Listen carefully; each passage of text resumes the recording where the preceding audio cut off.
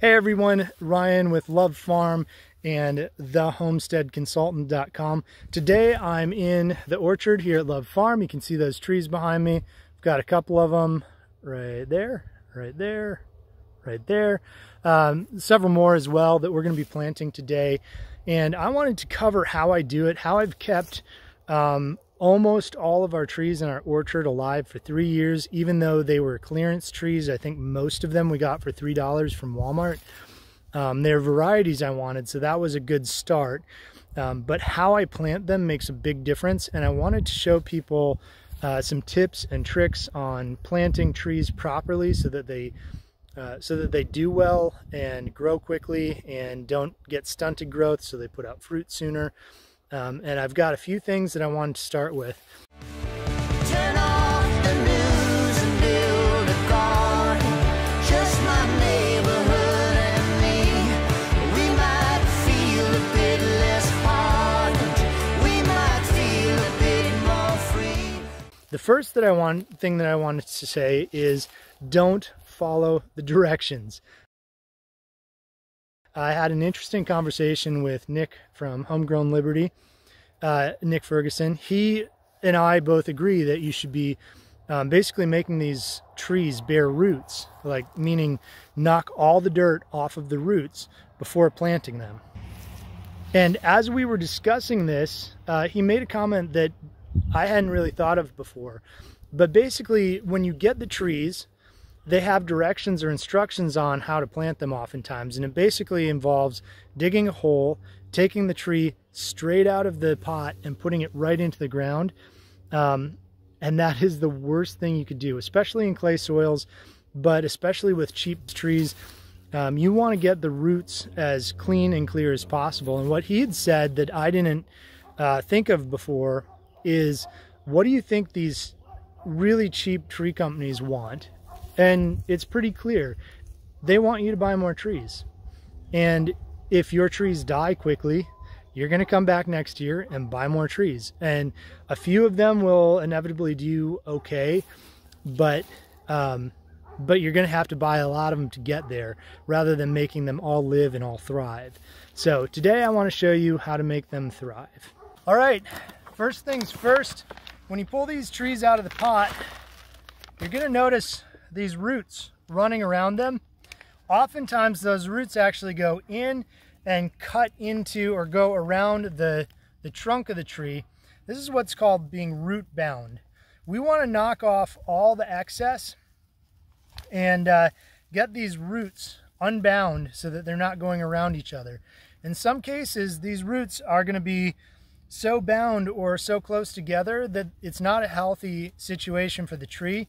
So there's going to be times when pruning roots is actually really helpful. And I'll show you that if I run into some roots that need to be pruned. In the meantime, what I'm going to do is I'm actually going to take these trees. That looks a little violent, but I'm going to shake out all that excess junk, all the stuff that was in there for potting soil and the cheap fertilizer beads and things. I'm going to take all that out, and I'm going to get in there and pull all these roots apart.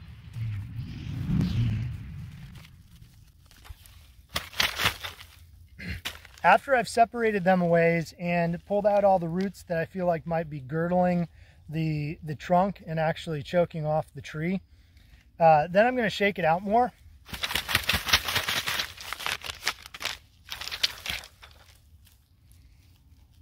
Shaking, good for trees, not for babies. So you can see I've got a root that snapped off. It's not a small root, it's not a big one, it's kind of a medium-sized one. That's totally fine. As I'm pulling this apart, I'm not really worried about that. One thing I've noticed is there were some big roots. These two roots right next to each other, they were quite large. And they got cut in the removal of the tree from its original location. And they're kind of girdling each other. They're going around each other. And they put out a whole bunch of new roots from the sides. We don't need two big roots right next to each other. So I'm going to take one of these roots off, and then we'll just have the one root system in there so it can thrive and do well in the direction it needs to go. And that's going to even off some of the roots in the directions, going in the directions, all different directions instead of just one.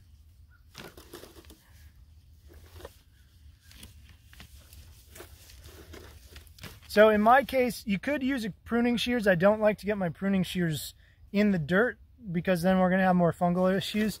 I actually have a small, it's called an ELB or exchangeable blade Gerber knife. I keep it on my pocket. It's one of those things I carry every day.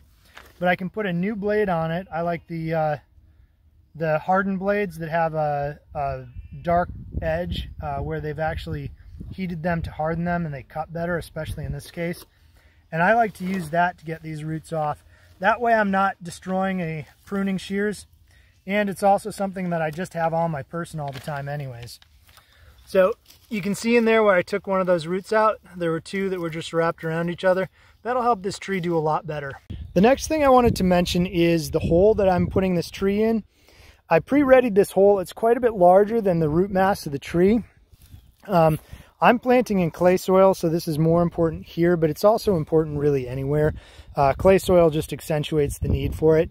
I'm getting rid of all the potting soil that was with it. I really don't want that in this hole. And especially when I'm dealing with clay, if I put the tree in with all the soil that was with it before, what I end up doing is creating an issue where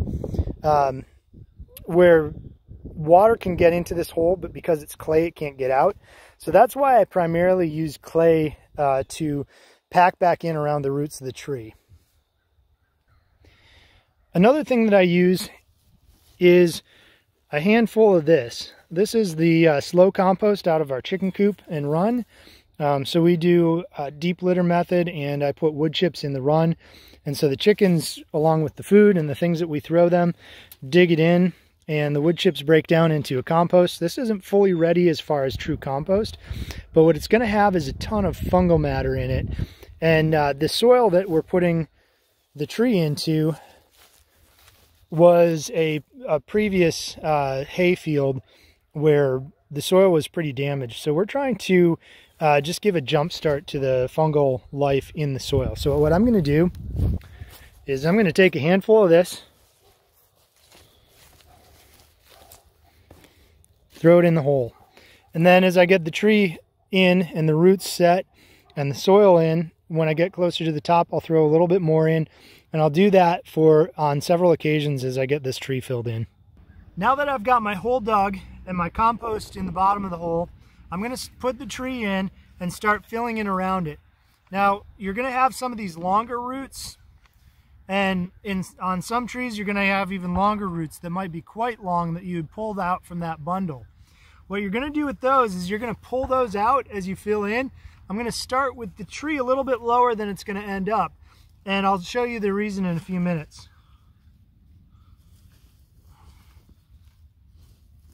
So I've spread those longer roots out as I'm filling in with the tree all the way down in the hole. That's going to get the roots, those longer roots, covered and start getting some soil in between the other roots.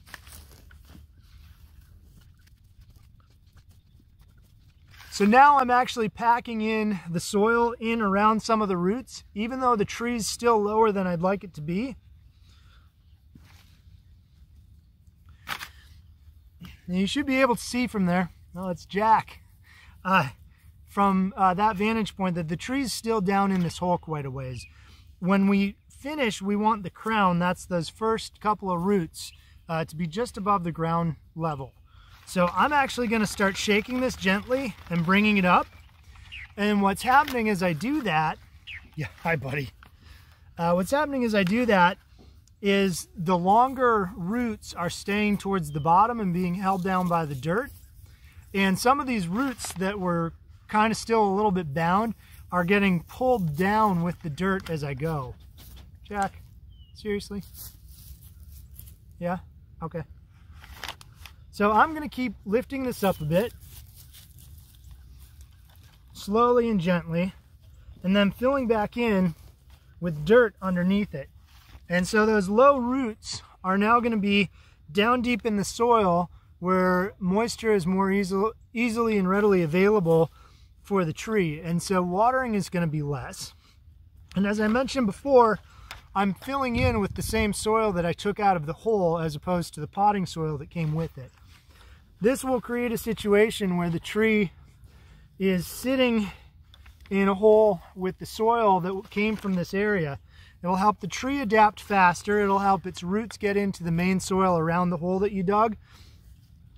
And it will keep this area from getting overly saturated when we do have heavy rains, so that this tree isn't sitting in a bowl of water. Another thing that I'm doing as I go through this is any kind of rhizomial grass. This is Johnson grass. We also get several other varieties like Bermuda grass here. Those, especially when the tree is young, will kind of choke off its ability to grow. So if I see those, I'm going to take those roots out so we don't get grasses immediately choking out this tree's ability to grow.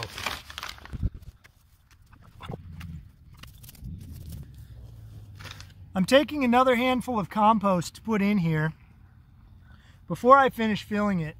Again, I'm trying to increase the fungal life in the soil and try to get the both the soil around the tree, like all the soil around the tree, as well as the roots established with a fungal dominance. And this is really going to help that soil life take off.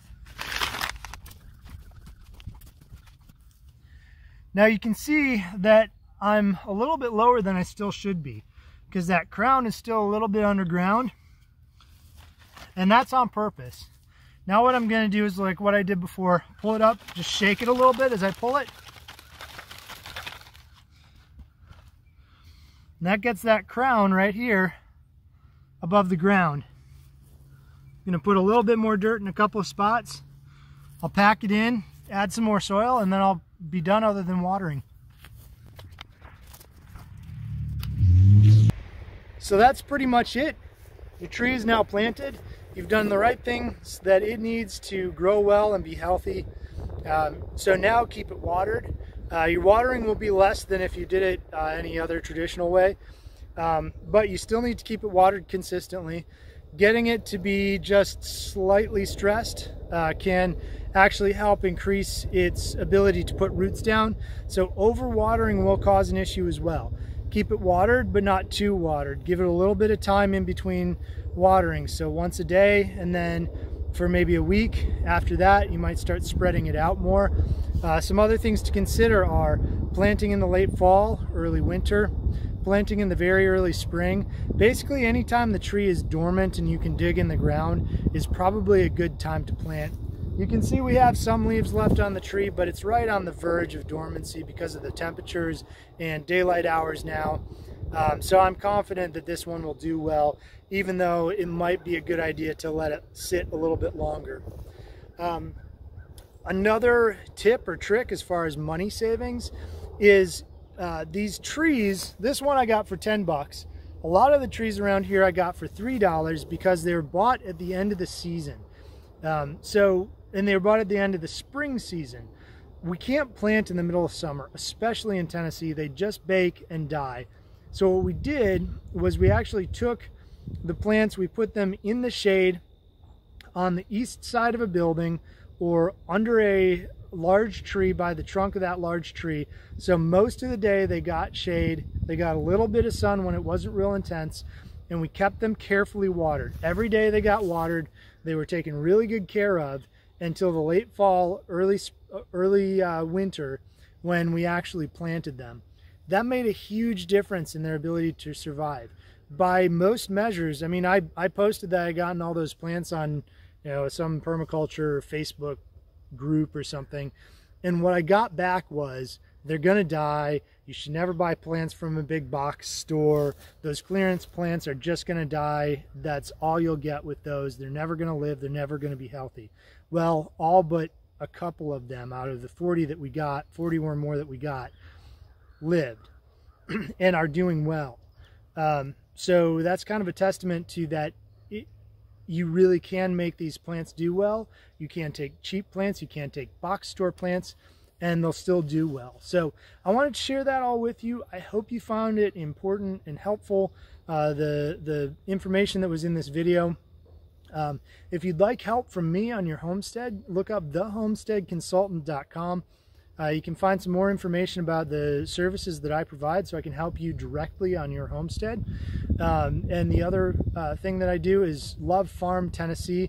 If you look us up on YouTube or odyssey.com, you will find all of our videos and all the different homestead hacks and things that I've done to make life easier for clients on my own homestead here at the Love Farm. So we'd love to have you check those out, and we'd love to have your comments. I love to hear from people watching the videos to see what you've done, what your thoughts are, how that's worked for you, failures you've had, things you think I'm doing wrong. I'd love to hear it all. So thanks again for watching.